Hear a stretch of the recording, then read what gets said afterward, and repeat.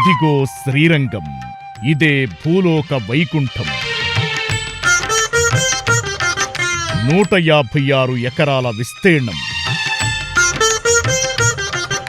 21 గోపురాలు, 39 మండపాలు, ప్రపంచంలోనే నిత్య పూజలందుకునే అతిపెద్ద దేవాలయం శ్రీరంగం రంగనాథుని క్షేత్రం.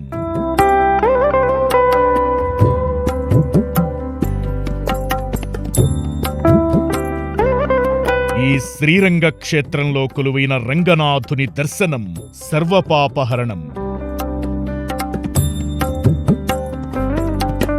వైకుంఠ ఏకాదశి పర్వదినం సందర్భంగా శ్రీరంగం క్షేత్ర వైభవాన్ని మీకందించే ప్రత్యేక కార్యక్రమమే ఇది.